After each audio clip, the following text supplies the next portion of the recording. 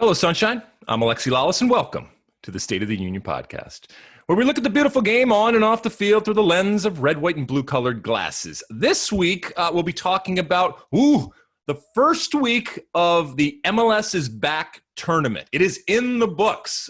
Games actually being played on the field. We'll also be talking about the great escape from Man City. We'll be talking about the Champions League draw, Josh Sargent, Jesse Marsch, Mbappe, Haaland, and so much more, all on the State of the Union podcast. But first, joining me, as always, my friend, my colleague, my guiding light, David Mosse, a soccer savant and a Fox Soccer researcher and writer extraordinaire.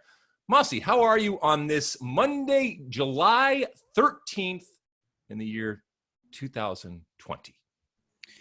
I am doing well. I am happy to be busy again. As soon as we are done taping this pod, I have to jump in the shower, get dressed, and head to work for a long day of MLS's Back coverage. It sounds so good. We're going to talk a lot about that here in a second. I will say this. I know we often kick off the show and talk about our viewing habits and our latest discoveries. I think last week or the last couple of weeks, I've told you that my family, we have started watching the show Lost. I can't remember. You did know this show, right? We've heard of this show. I am familiar with it. It pains me to tell you, because I know there's a lot of fans out there, and I've seen a lot of people have gotten in touch with me over the last couple of weeks with curiosity and interest as how I'm going to react to this. It pains me to tell you and others that I'm out. I'm out. I have said thank you very much, but it's not for me. It jumped the shark. I know we have some younger viewers and listeners out there on the State of the Union podcast who probably don't know what jumping the shark means, but go look it up. It's a good little phrase to have, and I don't have the time to explain it all to you.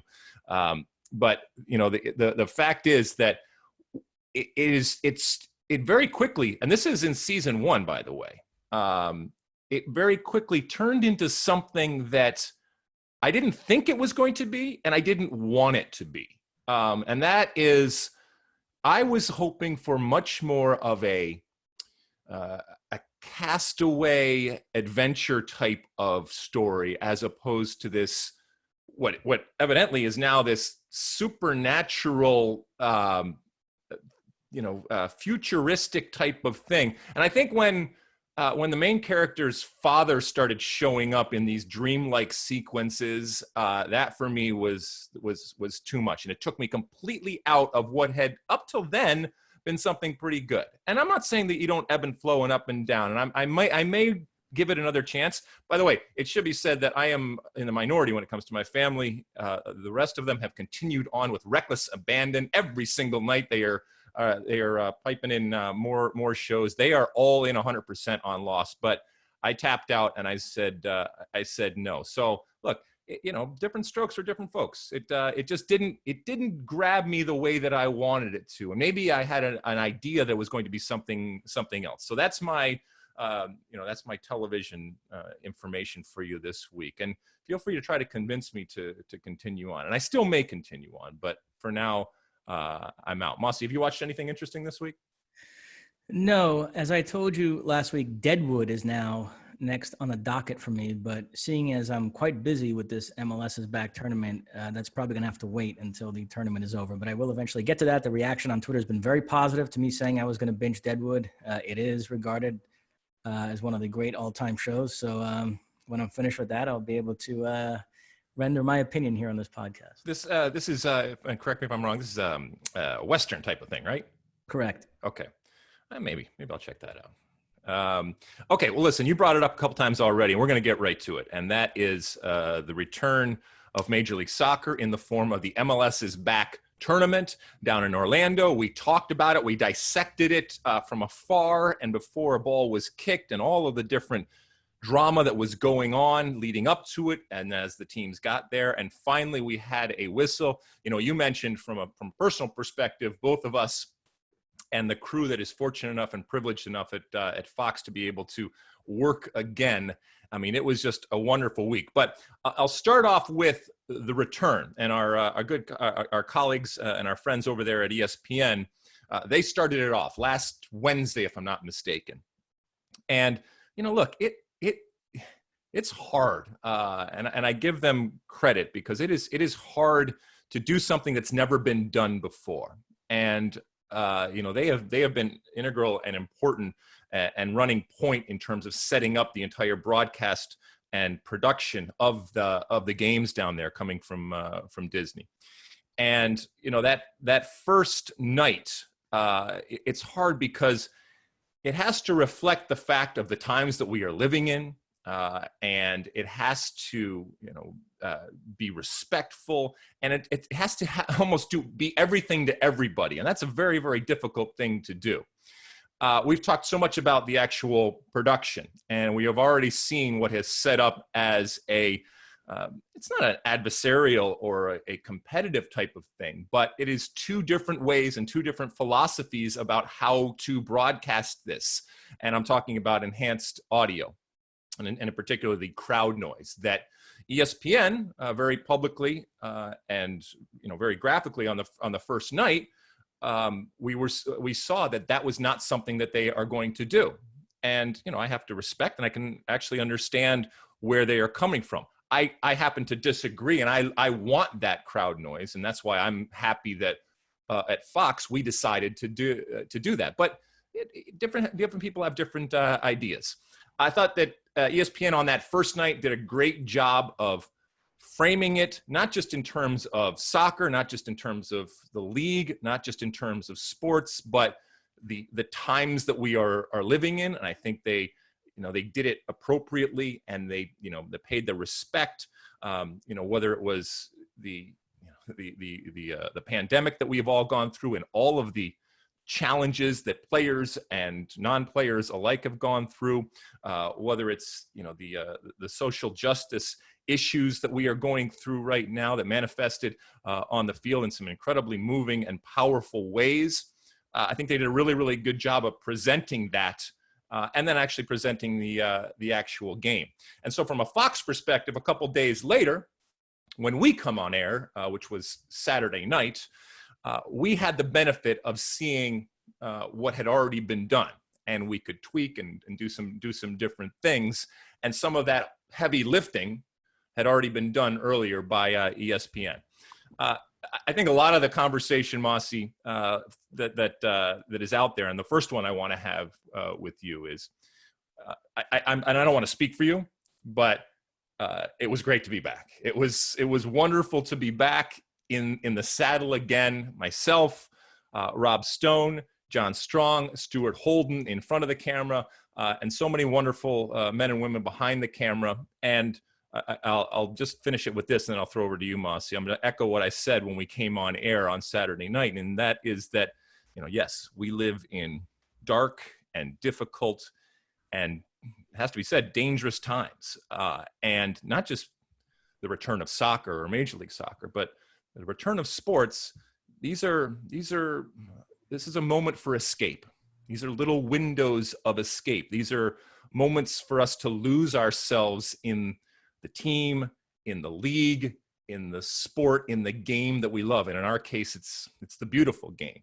And we all recognize that. I think it was also a moment, and I felt it on stage, and I felt it with the soccer community. It was also a moment to give incredible thanks and to have pride and joy, especially to all the men and women, the men on the field that were providing the entertainment for us, and the men and women off the field that have worked so hard to set up, whether it's the bubble in Orlando, whether it's the bubble in Utah, whether it's the people coming online in market in USL and different places. But all of this doesn't just get done. A lot of people worked very, very hard to give us this escape and give us this moment of entertainment. And it just made me feel great to be back and to be able to talk about the game that I love, talk about a league that I love.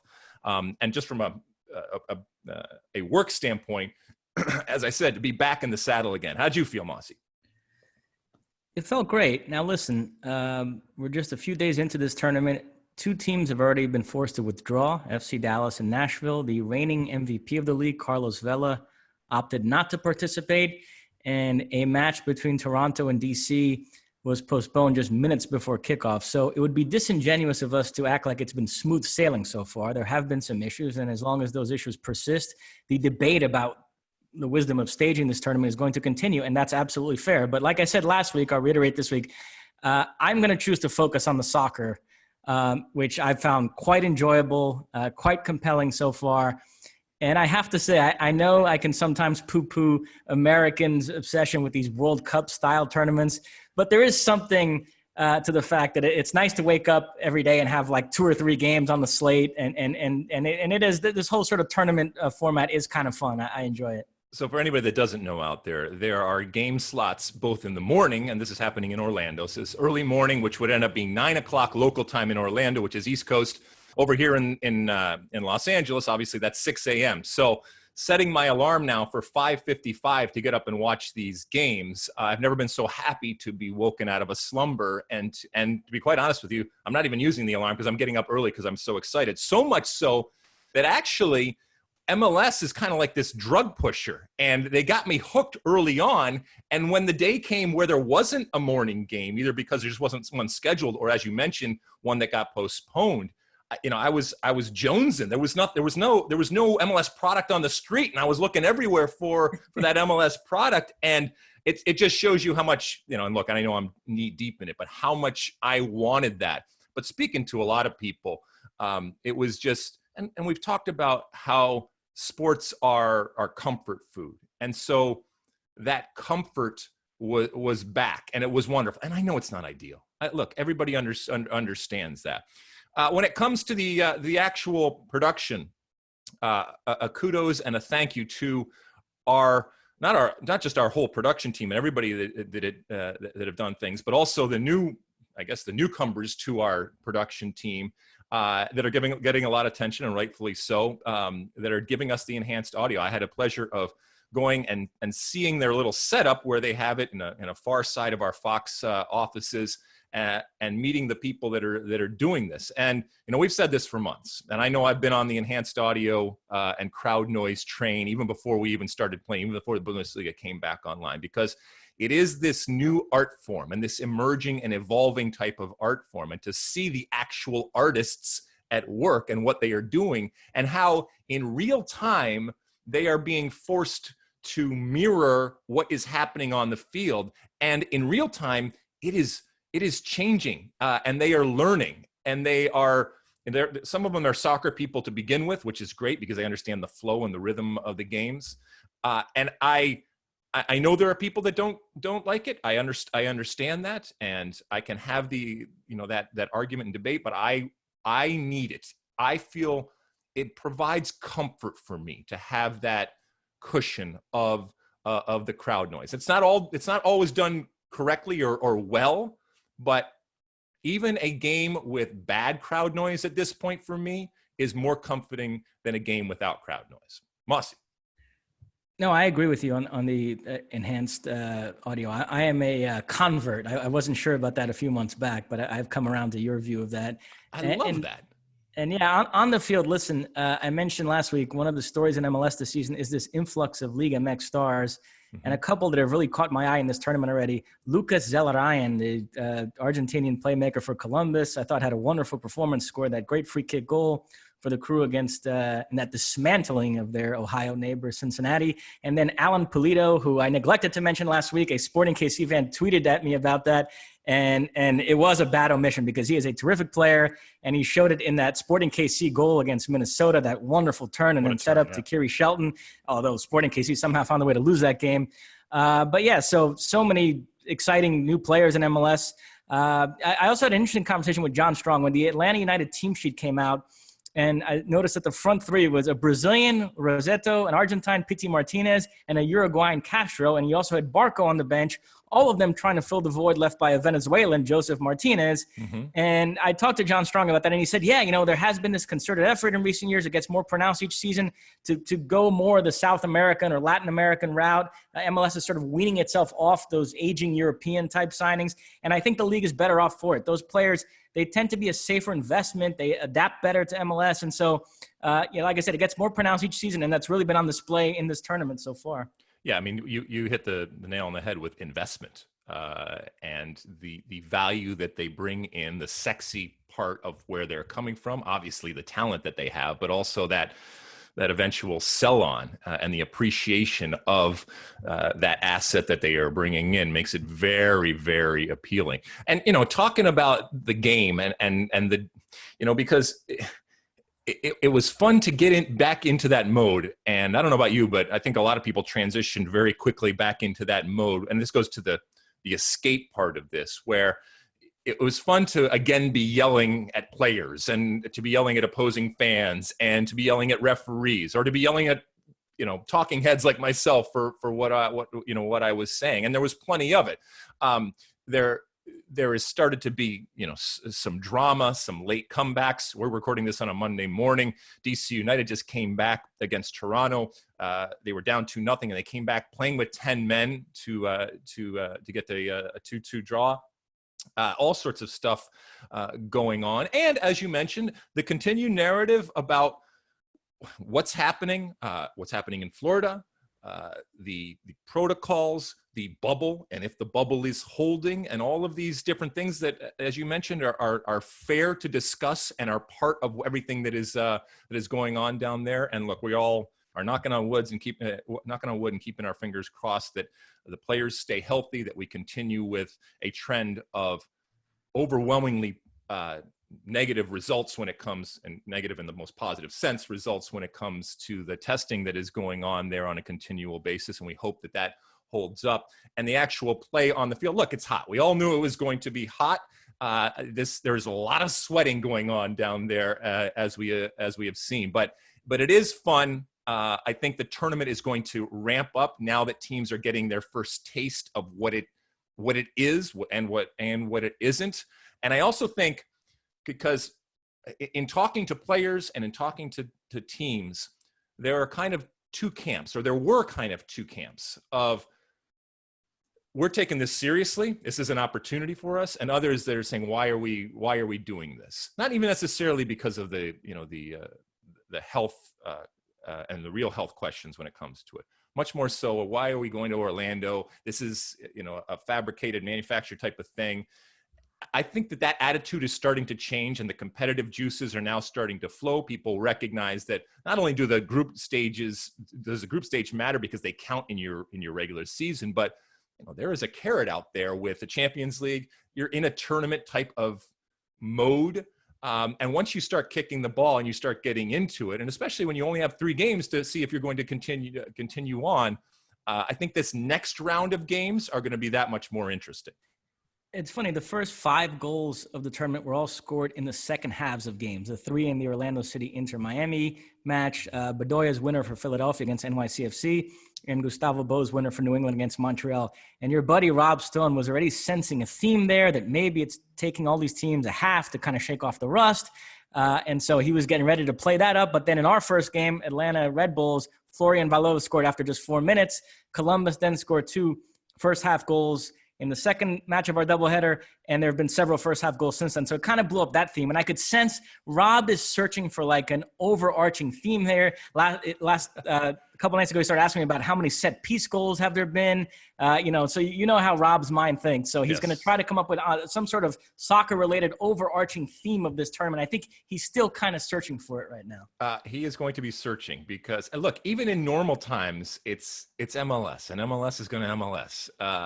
And to try to search for rhyme or reason when it comes to Major League Soccer is a fool's errand. I'm telling you right now. There will be some things that emerge out of this that you can kind of look to, but for the most part, I mean, look, I've told you before, betting on MLS, it's crazy, and the parity that exists, notwithstanding how horrible FC Cincinnati evidently continues to be.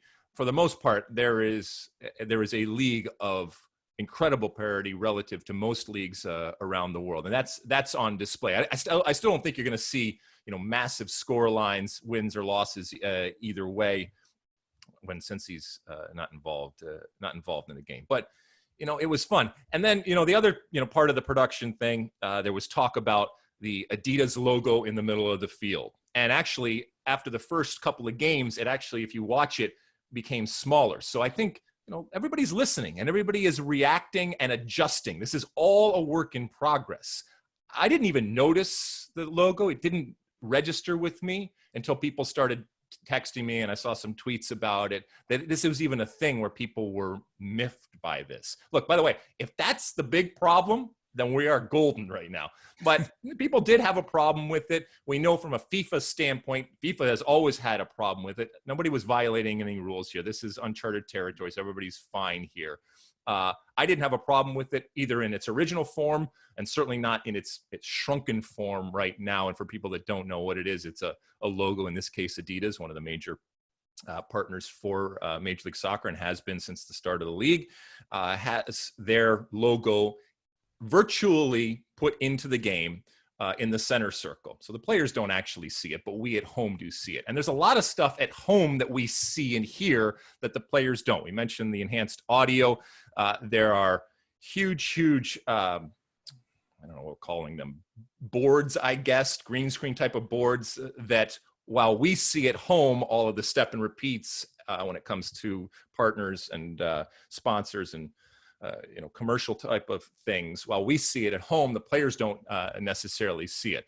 We've seen water breaks now where there's double boxes and going to commercials, those types of things. We've talked so much about the audio and the enhanced audio, not just the crowd noise that is pumped in or not pumped in, but just in terms of the microphone placements and the amount of microphones. Zoom, well, not Zoom. What do you call the cameras in the air? What do you call those things, Mosse? What do you call when you fly those things? Drones. There you go. Gosh, I couldn't remember drones.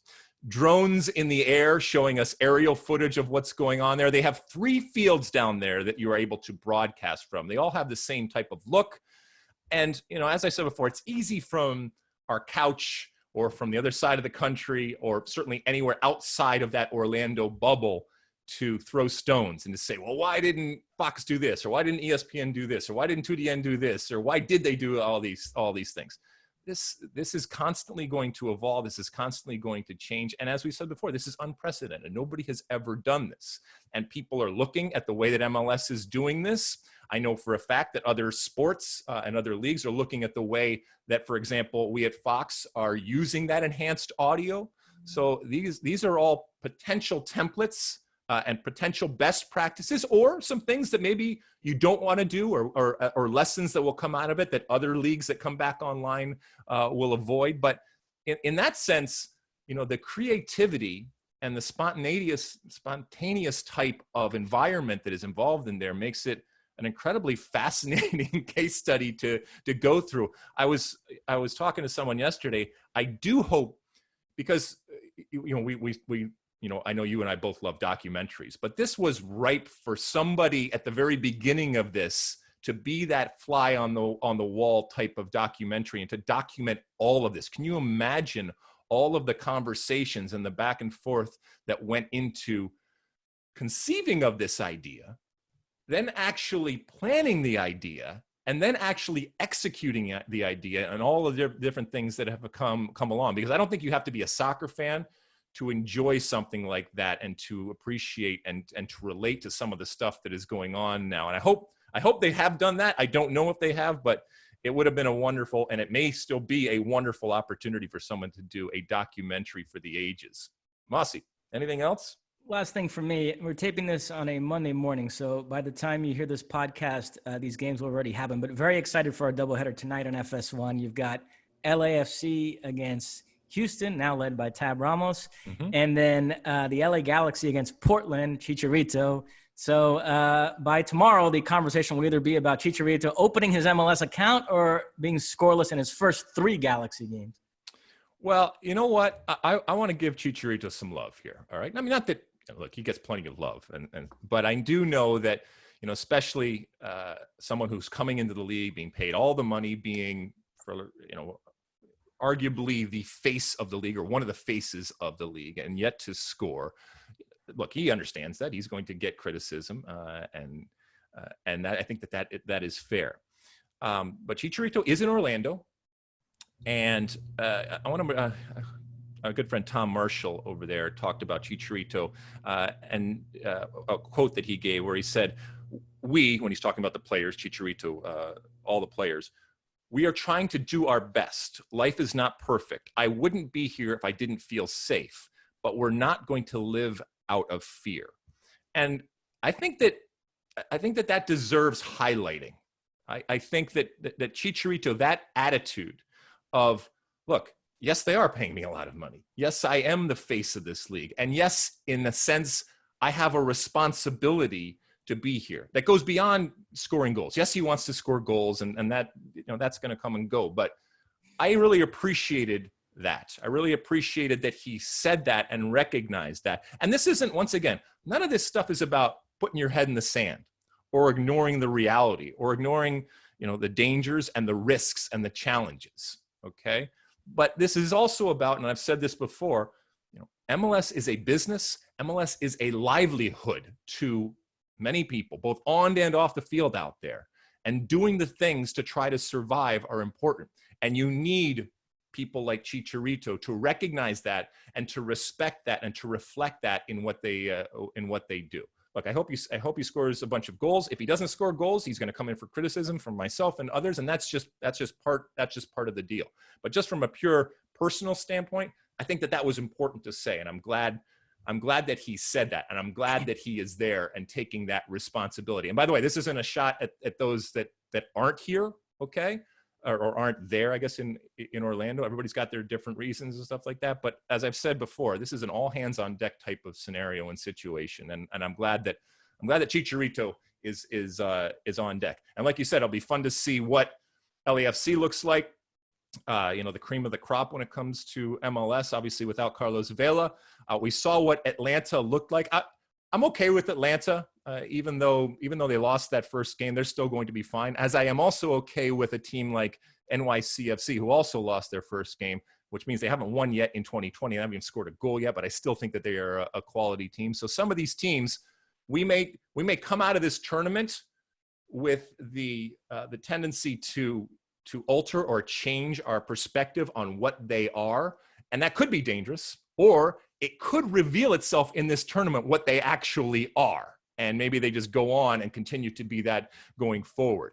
I would think that if you're Cincinnati right now, you hope that this is an anomaly and an aberration, and you are not revealing yourself to be the train wreck that at least showed up on the first on the first game. And hopefully they can improve. But Jaap Stam has his hands full in terms of getting that team to, at the very least, be competitive. And that's really what it's all about in Major League Soccer, Mosse.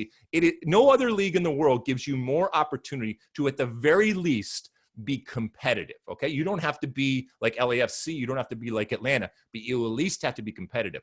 And to date, they have shown that they have an inability to actually be competitive in MLS. And that's an indictment on the decisions that are made, but it can change. And I hope that it does, because we need Cincinnati to live up to the great fans that they have and to the great environment that they have created there. But now they got to give them the proper type of product and talent on the field that matches up with what they got going on there. So MLS is back, and it's off and running. We are working. We couldn't be more thankful and as I said, joyous about the opportunity to do this. I hope that you're watching.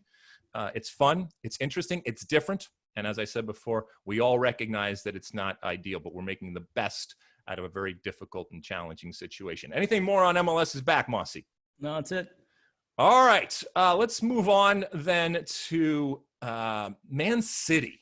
Oh, my goodness. I know how much you were looking forward to today, one way or the other, because, as we said, we're recording on Monday. And while we were just getting up or asleep earlier in the day, I guess you'd say, the decision came down about Man City. So just first off, give us the scene right now, and then what just happened over the last 12 hours, I guess. All right. So UEFA a few years back introduced these financial fair play rules, which essentially stipulate that a club can only spend what they bring in revenue.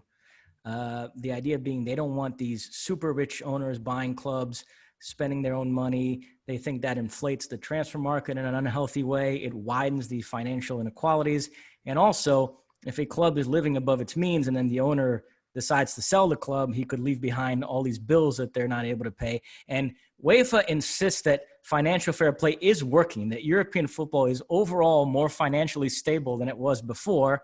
And some clubs have been punished with financial fair play penalties, but there's this perception that the top clubs are untouchable, that they can do whatever they want and skirt the rules, and UEFA doesn't have the authority to punish them. And that's what made this Manchester City case so significant. In reviewing Manchester City's financial records, UEFA determined that they were inflating how much money they were bringing in sponsorship deals to cover up the fact that it was really the owners just spending their own money in all these expensive transfers. So they hit them with the death penalty, which was a 2-year European ban. They would have been out of the Champions League for the next 2 seasons. City appealed to the Court of Arbitration for Sport, and the decision came down this morning. Now, over the past few days, lots of reporters that were covering the proceedings have been tweeting that City were going to be exonerated. So when I woke up to that news this morning, it was not a big surprise. That was kind of the buzz going in. But City were, in fact, exonerated. The ban has been lifted.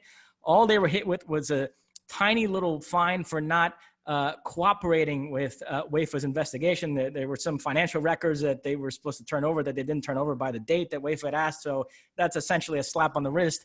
10 million euros, that's what they spent on Zach Steffen. So as far as the ban itself, the Court of Arbitration for Sport concluded that all their alleged breaches, they either occurred too long ago outside of, there's like a 5-year statute of limitations, or the ones that occurred within the last 5 years, or allegedly, there wasn't conclusive evidence to back it up. So the ban has been lifted. City are celebrating this as a total exoneration. They think this lifts any kind of cloud from their achievements over the last decade. We can debate that if you'd like. And so there's no way around it. It is a very damaging defeat for UEFA, because like I said, it reaffirms this notion that the top clubs, the so-called super clubs, can get away with whatever they want, and there's nothing to stop City or PSG from continuing to operate the way they do, or Newcastle, who it looks like are now going to sort of join that fray. So there you have it. All right. So optics, right? Look, I know in this day and age, in life in general, it's guilty until proven innocent as opposed to innocent until proven guilty. But there is the potential out there, even for incredibly rich people or entities out there, to be wrongfully accused. Is this a case, Mosse, where, yes, they had the means to fight this, but ultimately they fought the good fight in that they did nothing wrong? Or do you actually believe that they did something wrong, but they had the means to fight it and to make it just go away? I think the second thing you said. Really? Keep in mind, a couple of years ago, this organization called Football Leaks, which is essentially a football version of WikiLeaks, they obtained these documents and emails in which city officials were essentially bragging about the fact that they were able to skirt these rules and outsmart UEFA. And a German publication, Der Spiegel, published all these damaging emails and documents. These were not allowed to be part of the proceedings because they were legally obtained. So critics of Manchester City are pointing to this and saying, look, you got around this in a technicality, but still there's evidence right there that you have been cheating. And so there is still a dark cloud over City's accomplishments, and people are still always going to look at you, in a kind of a weird way. So I don't know. I mean, but the impression wait a second. Hold on a second. So in real life, okay, if you have been cheating, okay, and you find legitimate loopholes or ways around in order to defend yourself from it, and you get off on that, is the system broken? I mean, so is this system broken because Man City was able to do something like this? I mean, I know I'm playing a little devil's advocate here, but I want to, well, first off, I want to be fair to everybody, and I do think you need to be fair to Man City in this situation. If all of this is true and they have been exonerated, okay, and for whatever loopholes, then why the hell was this brought in the first place?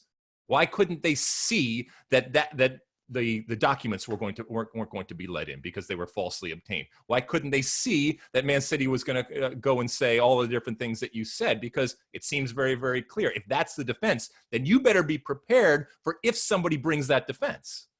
No, absolutely. UEFA looked bad here. They did not prosecute this case well. And yeah, no, everything you're saying about City, I think is fair. Now, I will say, listen, my opinion has been, as long as these rules exist, they should be enforced. And it's kind of difficult to understand how UEFA could look at the same documents as the Court of Arbitration for Sport and reach such different conclusions. As far as UEFA are concerned, they were in flagrant violation of financial fair play, while the Court of Arbitration for Sport essentially said they weren't in violation at all. So that's a little bit confusing to me. But I will say there's a larger conversation here about whether financial fair play even makes sense, because there are people that argue that, you know, you have these like traditional powerhouse clubs, the Real Madrids, the Bayerns, the Barcelonas, the Manchester Uniteds, who are the global brands who bring in much more in revenue.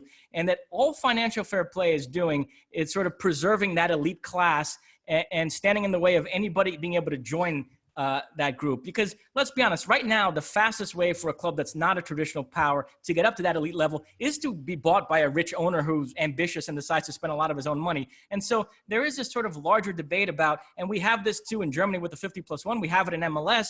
And is there something fundamentally wrong with a rich, ambitious owner buying a soccer club and deciding he wants to spend a lot of his own money to try to win? Now, listen, in the case of City and PSG, if those owners are like the leaders of countries like Saudi Arabia and Qatar, and people think they're getting involved in sports to buy legitimacy, that opens up a whole other can of worms that we don't have to get into. But putting that aside for a second, just this larger philosophical debate, do you have an issue with somebody very rich buying a soccer club and choosing to spend a lot of his own money to try to make the team good? I don't have an issue with it, because I think that's the expectation. That's the whole point of it. Okay. That's the whole point, that they are trying to do something and they have the means to be able to do something. And they are buying into ahead of time something that they understand, that these are the rules, that you can spend money. And yes, they've tried to curtail that. If they really want to do it, then you do what MLS does, or you do what American leagues do with actual salary caps. And then we actually see it. But I like the super club, but I expect the super club to spend more than everybody else. I don't want them curtailed in any way, because but I compartmentalize. Because that's a whole nother way of doing business that I can appreciate and love. And that's what I want to see when I'm watching someone. But here's my other question to you, Mosse, because is this a question where you don't want to, cut off your nose to spite your face? In this case, it would be, well, the world, certainly world soccer, but in this case, European soccer, or in the case of England, English soccer, is the game served by not having Manchester City play in Champions League? Yeah, I'd rather see them in it. And I know Arlo White sent that tweet this morning, and he's been getting criticized. What was the tweet? I didn't see it. What did he? He said something to the effect of, look, I know people dislike Manchester City, but as a football fan, I fundamentally like watching that team play. They play beautiful soccer. Like, it's not a bad thing to me that the club that plays like Manchester City exists. And so he sort of took that. Can you blame the soccer world acting out of its best interest then, when it really comes down to it? I mean, standing on principle and the moral part of it is all fine and well, but this is a business. And if you are taking something and look, this is still sports, okay? But if you're taking something away from the fan, and I say fan, but a lot of times I'll call them the customer. You're taking something away from the customer that the customer has shown they like to have and they want to buy and they want to have around. Then once again, you're cutting off your nose to spite your face. So in that way, this makes all the sense in the world. No, I agree with you, and it obviously has massive implications in the Premier League. I don't know if you want to make the turn to that, because we had been analyzing the Premier League here since the restart in this battle for Champions League places for next season, not knowing if it was going to be top 4 or top 5. We now know it is in fact going to be top 4, because City, who have already clinched second place, are eligible for the Champions League next season. And so to me, the big loser in this whole deal is Leicester, because they've really struggled here. They've won just 3 of their last 14 Premier League games. They just got drilled by Bournemouth. And, we're taping this on a Monday morning. United play Southampton later today, but this feels like it's trending towards United and Chelsea finishing 3 and 4, and Leicester dropping out. And Leicester thought until recently they might have that safety net of 5th being a Champions League spot, and it's not. So I think they're in big. Leicester's relying on Man City getting kicked out. That's their whole game plan. Now listen, Alex Dowd's Chelsea not exactly lighting the world on fire either. They got thumped by Sheffield United in the game, but still, I think they're going to figure out a way to finish in the top 4 along with United, who are rolling. And it's interesting. The last round of games in the Premier League, United face Leicester and Chelsea face Wolves, who are also still hanging around and in the mix here. So it is kind of neat that it works out where the 4 teams are going to be battling for those 2 spots, kind of go head-to-head against each other in that final round. But if I was a betting man, I think United and Chelsea get those spots, and Leicester and Wolves are left on the outside looking in.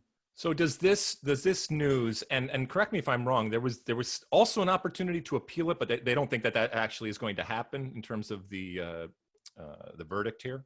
Well, the thing I read was that had City lost, they were going to appeal it to the Swiss courts. So they had another recourse, but obviously they won, so it's a moot point. Well, does this click in then some sort of spending spree, if you will? I mean, when it comes to, because, I mean, look, they are incredibly rich. That is the funniest. You mentioned the $10 million. I mean, it's what they paid for Zach Steffen. I mean, you could actually find that under the cushions at the Players Lounge. Let's be honest. I mean, they have so much money. But now with Champions League back in play, does Pep? Well, first off, Pep isn't going anywhere. The players aren't going anywhere, so that changes the dynamic and the business part that could possibly have happened in the offseason here. But do they go now and upgrade? Are the coffers open again? It is funny, this notion that, well, the shackles are off. Have the shackles been on the last few years? Because it seems to me like they're still spending a lot of money. But yeah, I think you're right. I mean, they could feel liberated here to go even farther than they otherwise would. And I think this gives them a boost for the Champions League this season, which they're still in. And you know, if you want to get into the draw, which also occurred. Yeah, let's transition into the Champions League draw. I mean, you brought it up, and it's and just so everybody understands, the 20. I guess we're still calling it the 2019-20 Champions League will ultimately be finished in another bubble. This one being in Portugal. And give us the dates on when this is all going to happen, as far as you know, Mosse. All right, so there's still 4 round of 16 second legs to be played. And by the way, UEFA confirmed recently those matches will occur at the home stadium of the teams that were supposed to host them. And so those matches will occur August 7th and August 8th. And then once we're left with 8 teams, they will all go to Lisbon. The quarterfinals will be August 12th through the 15th.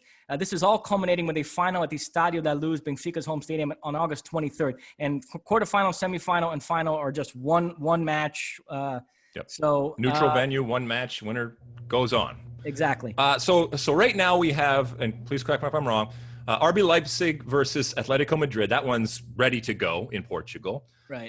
Atalanta PSG, ready to go in Portugal. Then it's going to be either Real Madrid, Man City versus the winner of Lyon Juventus. So who's that going to be, Mosse? Just say it. Well, listen, I don't think it's a lock, but City are certainly in good shape. They won 2-1 at the Bernabeu, so they will bring a 2-1 lead into that second leg, and Sergio Ramos is suspended. He got sent off in that first leg, so I think you'd have to fancy City to move on there. And in the other one, I strongly fancy Juventus to turn around that 1-0 deficit. Yeah. Lyon will have played only one competitive match in like the 5-month period since remember, Ligue 1, they pulled the plug on their season. They were the only one of Europe's top 5 leagues to do so. They have a French League Cup final against PSG in late July, but that's it. That'll be their only game between when they last played in March. And they are scheduling friendlies, by the way, and so are PSG. PSG played a friendly against Le Havre, which they won 9-0 this past weekend, and they have a couple of other sound very friendly. And by the way, that game had fans in the stadium. So while France, it was the one of the top 5 leagues to pull the plug in their season. It's actually the first country to have fans back in a stadium for a game, even though it was only a friendly. And I think PSG have a couple more friendly scheduled. One of them is against Celtic, I believe. But so PSG and Lyon are doing what they can to try to mitigate the damage from not having played in so many months. But nevertheless, it is a huge disadvantage. So even though Lyon will bring a 1-0 lead into that second leg, I strongly favor Ronaldo and company to turn that around in Turin and to advance to the quarterfinals, which would set up a very tasty quarterfinal, Manchester City against Juventus in Lisbon. And then the final one, Napoli-Barcelona versus winner of Chelsea-Bayern. All right, so Bayern Munich's going to finish this off, not a problem. So, right? Yeah, and I think they really benefit from the fact that tie isn't over yet. Had they played both legs against Chelsea, they would have like a preposterously long gap here between the German Cup final against Leverkusen July 4th and then that quarterfinal game in Lisbon mid-August. The fact that they have that second leg against Chelsea, and they're up 3-0 on aggregate, so barring a catastrophe, they're going to move on. They can use that second leg to kind of shake off the rust before going to Lisbon. So I think they really benefit from that. And yeah, but they should finish off Chelsea there. And then the other one, listen, there's nothing safe with Barcelona these days, but still, they got a 1-1 draw in Italy, so they'll be home against Napoli and Messi. And if you had to choose, you'd sort of favor Barcelona to move on there, which would set up another amazing quarterfinal, Bayern Munich against Barcelona. Okay, but these are all single game in Portugal. So do you want to save this for next week? Well, to give the predictions? I reserve the right to change this when it gets closer. Okay, sorry. So let's go. Yeah, we'll do it now, and then if you want to change it. My final would be Atletico Madrid against either City or Bayern. I think Atletico Madrid were the biggest winner here. They have to be the happiest team in the way this draw shook out. Leipzig did not play well after the restart. They will take the field against Atletico Madrid, having not played a competitive match in 6 weeks and with no Timo Werner, who has decided to skip the Champions League to go straight to Chelsea. So Leipzig, to me, was the most desirable opponent in this whole draw. Atletico Madrid got him. It's one game. You never know. But still, I strongly favor Atletico to get through Leipzig. And then PSG or Atalanta in the semis, which is not easy, but they'll take their chances there. So I think Atletico Madrid have it nicely set up here to come out of that side of the draw. They've played well since the restart. So I think Diego Simeone is going to find himself in another Champions League final here. They've come agonizingly close twice before to winning it. Maybe this is the year. And like I said, the other side, I'm not sure yet, but I picked City at the start of the season and obviously been very impressed with Bayern. So I think it's going to be either City or Bayern to come out of that side. All right. Well, we're going to look forward to seeing that. And news coming out that CBS has picked up I don't know, what are we calling this? Are we calling it? And we were still calling it Champions League, right? For absolutely, 1920. And listen, they actually did a little draw show with Thomas Rongen as the analyst. And look, you and I, we didn't criticize Turner much because that would be petty on our part. And plus, they had a lot of people working on the show that are friends of ours, Kate, Stu, Ryan Bailey producing. And we're not going to criticize CBS too much either. I wish them all the best. And they've been thrown this like at the last second, way before they were supposed to get it. So I'll cut them some slack. But a little bit of an inauspicious start. Thomas Rongen on their draw show said that Atalanta have struggled since the restart, which at the time won 6 games in a row or something like that? At the time that he made that comment, they had 6 wins out of 6 in Serie A, including wins over Napoli and Lazio. They then went out this weekend, thoroughly outplayed Juventus. We're very unlucky not to win that game. 2-2 draw in Turin. We'll see what happens between now and the end of the season. Maybe their form will dip. But at the time he said that, it's a preposterous thing to say. I don't know what Thomas Rongen was looking at, but so that was an unfortunate one from him. But television, it giveth and it taketh away. Yeah, I mean that PSG Atalanta tie is very interesting because Atalanta are kind of the hipsters' favorite team right now, and PSG is everybody's least favorite team. So all the neutrals are hoping that Atalanta blow PSG's doors off. And Atalanta, I mean, they're very explosive. They score goals for fun. And PSG, as we said, won't have played too many games. They'll have had 2 cup finals, the French Cup final against Saint-Etienne, and then the French League Cup final against Lyon. And like I said, these friendlies they're scheduling, the one against Le Havre this weekend, and then a couple more they have, Celtic.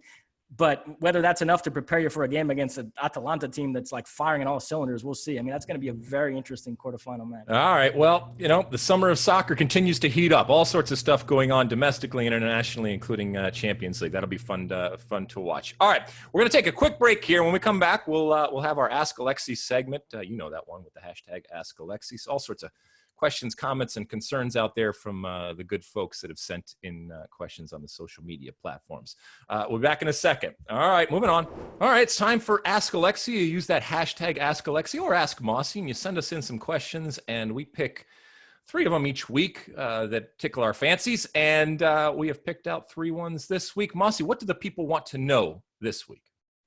First up, at Tom_Steely. Thoughts on the present and future of Josh Sargent now that Werder Bremen have survived? Josh Sargent, possessor of the mutant gene, one of my own, a player that we all have had and continue to have high hopes for, because this is a young player who obviously is playing in the Bundesliga, who is a goal scorer. Hasn't scored a lot of goals, hasn't gotten a lot of starts for Werder Bremen, but the potential is there. And right now, I mean, you're looking from a goal-scoring U.S. national team perspective at the hierarchy is still Josie Altidore at the top. Jossie Zardes, I think, is underneath, second or third. And Josh Sargent was supposed to come on, hasn't. I watched this and I thought to myself, all right, Josh Sargent has just gone through a year where he hasn't started. The team has at times been horrible. And he is going to be associated with that effort and the problems. And look, as I said, he doesn't start because it's not necessarily his fault. But a small part of me, just for his development, and I'm not even talking about the national team, just for his development, kind of wanted him to get a year in the second Bundesliga, and to have an opportunity where he would be playing on a consistent basis. Look, if he gets it in the Bundesliga for a team and he moves to a different team and he's playing on it consistently, fine. But this guy's got to play, okay? And from my perspective, I would hope that he's playing for a team where he gets service. I mean, it is a slog, and we saw Bobby Wood go through something like this, and I think Josh Sargent actually ultimately can be a better player. And much better player than Bobby Wood. But for a goal scorer, it's very, very hard to do everything yourself on a team that doesn't create a whole lot, that is defending most of the game. It's very difficult, and it shades the way players look. So, to your question, I mean, if he's going to stay at Werder Bremen, fine, but he's got to be a regular starter. Otherwise, I think he continues to stunt that growth. And I don't know, Mosse, what do you think? If you're Josh Sargent's agent or Josh Sargent himself, what would you do? I'd maybe give it one more season at Werder Bremen, but I agree with you. If the next season doesn't go much better than it's gone so far, then he might need to change of scenery. I mean, it was so promising at the very beginning there, but it seems to have, and he still has the occasional flash that gives you hope that things could work out from there, but it hasn't really come together for him at Werder Bremen. Now, I did want to use this question as a jumping off point to ask you about another American who spent this past season in the Bundesliga, Zach Steffen, who we discussed earlier. News came out a few days ago that he's not going to go on loan again. He's likely to go back to Manchester City to be a backup next season. Stu Holden reacted to this very negatively. He thinks that Steffen is at a point in his career where he needs to play regularly, and sitting on the bench at Man City is not going to be good for his development. And Stu went as far as to say that if Steffen is stuck on the bench at Man City, that Brad Guzan should be the starting goalkeeper for the U.S. national team. As you can imagine, folks on Twitter have roasted Stu for that take. They think he's being an MLS shill there. And, I've seen a lot of Joe, just being a backup at Manchester City and training there every day counts more than being an MLS. And Stu has fired back. And, there's a whole faction of U.S. fans looking to go at Stu anyway because they're still mad about the U.S. soccer presidential election and whatnot. I was wondering if you had any comment on the Zach Steffen situation, what Stu said, and Steffen versus Guzan, and Steffen being a backup at City rather than a starter somewhere else. Well, Stu Holden does not need me to defend him. And look, we don't agree on everything. And, Stu is more than capable of providing hot takes that I may or may not agree with. In this case, though, all right, it's obvious. Zach Steffen, good goalkeeper, could potentially be a great goalkeeper, and maybe more so than any goalkeeper in the pool right now, could potentially fulfill what Greg Berhalter wants in a goalkeeper. And that is specific to him because of his confidence and his talent and ability to play out of the back and to be that sweeper keeper in terms of the distribution. And yes, that absolutely plays into the city way of playing. And so from that perspective, I can see a little bit of what people are talking about. However, no, he needs to play. This is not a grizzled veteran. This is not a player that has been there and has done that. This is a player that hopefully will be great one day. He's not getting better simply by training and just by soaking up this rarefied air and atmosphere that evidently permeates throughout the city complex when it comes to this club. No, you have to be playing. He has to be playing. So look, I'm not going to deny the fact that he will have experiences there that are different and could be beneficial. But he's a goalkeeper, yes, but he's a player. We just talked about Josh Sargent. You need to play. When I say we, I mean the U.S. men's national team. We want our starting goalkeeper to be a consistent starter somewhere, okay? That it doesn't do us any good as the United States to have our starting goalkeeper be a backup, even at Man City, as great as Man City is right now. So in this case, I will defend and I will agree with my friend and colleague, Stuart Holden, when it comes to Zach Steffen going forward. And absolutely, right now, Brad Guzan is the number one for the United States. And, that may or may not change. And I don't know what Greg Berhalter thinks. The only caveat I will say is that Zach Steffen's ability with his feet, and I know sometimes he puts himself in trouble, but that's what it is about when you are playing out of the back and when you are asked to play for someone like City. And I think what Greg Berhalter wants of his goalkeepers, his ability with his feet, and it's nothing against Brad Guzan, is superior right now than Brad Guzan's. But ultimately, you're a goalkeeper. You're there to save the ball and to make those saves. And right now, the U.S. is not Man City. Okay, the U.S. is not Spain. So the ability to play out of the back as a goalkeeper, while I can respect it and I can value it, right now, the United States men's national team needs a goalkeeper that is going to save the ball. And I don't care if he kicks the ball into row 50, as long as he is saving the ball, because more often than not, the U.S. is going to be under pressure and you are going to need to save the ball when you are playing against the elites of the world, which is ultimately what we are trying to do. I'm not talking about playing against teams that we are better than. I'm not talking about playing against CONCACAF teams. I'm talking about playing against the elites that at some point we have to measure ourselves up against. And I'm going to need a goalkeeper at that time where we don't have a lot of possession and where we are under pressure that has the ability to save the ball as opposed to just play out of the back. I'd like them both, but if I have to take one right now, it's the guy that's going to save the ball.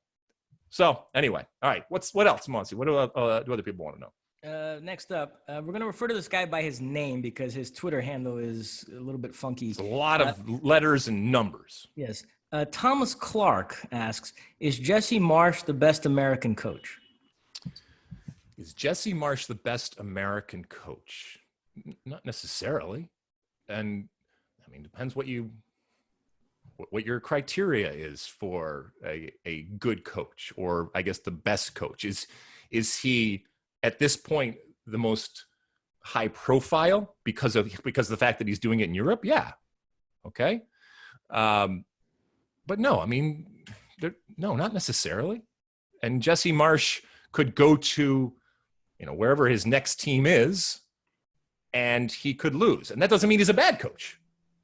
We've talked about this before. So I don't think it's as simple as saying that Jesse Marsch is having success in Europe, and therefore he's the best American coach. It's just, I think it's you're being shaded and you're biased simply because of you're looking at it through European tinted and colored shades, and that I think can be dangerous. Now, look, he may very well become the coach that leads us to the promised land and may ultimately end up as being the greatest coach the U.S. has ever seen in terms of the results. And I love what he's doing right now. Congratulations to him, by the way, for being champions this year. And I'll be really interested to see where he goes next, because he's parlaying this stuff, and that next level and that next challenge will be very interesting. But every coach at some point comes into a situation where it's not necessarily about whether you're a good or bad coach. It's circumstance, it's ownership, it's changeover, it's timing, whatever it ends up being. And it just a bad fit. And I hope that Jesse can avoid that. But if you ask the grizzled old vets of coaching, they will tell you at some point that buzzsaw comes from you and you drop into a place that you think is going to be great and ends up not being great. And it's going to tarnish your image. But in the same way that just because you're winning and you're doing great things doesn't mean you're a great coach. If you're losing and not doing great things, it also doesn't mean that you're a bad coach. I will say, I think a lot of U.S. fans are holding out hope that if it goes wrong with Berhalter, that Jesse Marsch will come riding in to rescue the U.S. And they're sort of operating under this premise that for any American coach, the national team is sort of the ultimate job that you can't turn down if it's offered to you. My sense is that Jesse Marsch right now is way more focused on succeeding in Europe and being the first American to coach a top European club to sort of shatter that glass ceiling. And that's really his focus for the foreseeable future. And he's a young guy. The national team, that can come later on in his career. I don't get a sense that if the national team job was offered to him right now, that he would drop what he's doing in Europe to take it. That's just my sense. He just won a League and Cup double at Salzburg. Keep in mind, his predecessor at Salzburg, Marco Rose, he parlayed success at that club into a job with Gladbach. So that's probably the level you're looking at Jesse Marsch to go for his next club, which is pretty good. That's like a top 4 or 5 Bundesliga team. And if he did well there, that could even lead to like a prominent Premier League job. So I think Jesse Marsch has those aspirations before the U.S. men's national team. That's just my sense. Maybe, but I will tell you this. If Jesse Marsch got a Premiership job and did great with that team, and I don't know, who knows, won a title, whatever, or did wonderful things, and Greg Berhalter took the men's national team to a World Cup final or something like that, it wouldn't even be. And that's, I think, where there is the recognition that there is an opportunity, and that is the holy grail for coaching. And probably not even just for American coaches, but for anybody. If and when that man or woman takes the U.S. men's national team to the promised land, that man or woman will be rightly cherished and valued and talked about much more so than if that person did something great from a club perspective. Man or woman. So if it went wrong with Berhalter, you would hire Joe Ellis for the U.S. men's national team. I don't care who does it. Yeah, I'm not being flip. I'm not trying to be, cool or virtue signal or anything like that. Honestly, I don't care at this point. To get the best person in there for the job that's going to take us to the promised land. That's it. And as I said, that person, I don't even know if we're doing Mount Rushmores anymore, but that person will be first and foremost up there. All right, Mosse, anything else? We'll end on this. At Christian A. Craig, which young player would you build a team around, Mbappe or Haaland? Oh, it's so hard. I think that Haaland plays that traditional classic position up there in a much more definable and predictable way. And so therefore, once again, we're building something. And so immediately I know what my team is going to be with Aaron Haaland. Okay. So I think I'm going to go with Haaland. Mbappe can do more damage in more ways, but in a strange way, while Mbappe is a better player at this point, in a strange way, he's not the right player to build your team around, if that makes sense. Because he's less definable, and that's a good thing. That speaks to his talent and his ability, but it also means that with him, the pieces don't fit up, and it doesn't fall into place as quickly and as easily as opposed to someone like Haaland. It's a great question. I don't know. What about you, Mosse? I would choose Mbappe. I will say, though, when I first watched him with Monaco, the player he reminded me of was the Brazilian Ronaldo. And it's interesting that Mbappe has spent most of his career so far for both club and country playing out wide and cutting in from wide positions, and has had incredible success. So there's no issues there. But there's still a nagging part of me that thinks that he ultimately projects more as a center forward. And I'll be curious to see if he ever makes that move in his career, if he stays out wide. So, Haaland, we know what position he is. Mbappe, I still think there's a little bit of a question hanging over what his ideal position would be. But that's kind of what I was getting at there. And you articulated it a whole lot better. All right. Anything else, Mosse? No, that is it. I'll say that's the end of Ask Alexi. All right. And it's also the end of our show. And at the end of each and every show, we give you one for the road. I was talking to a friend of mine the other day who got a kick out of the one for the road last week when I was talking about having shots of Jägermeister and tequila with members of Metallica.